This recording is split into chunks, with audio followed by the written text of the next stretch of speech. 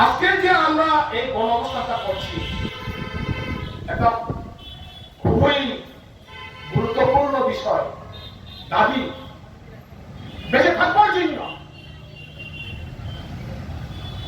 মানুষের রুটি রুজির জন্য সরকার যে আছে, এই সরকারের যে গুরুত্বপূর্ণ তার দায়িত্ব, এই দায়িত্বের মধ্যে পড়ে এই তিনটি বিষয় আমরা যে এখানে উল্লেখ করা হয়েছে।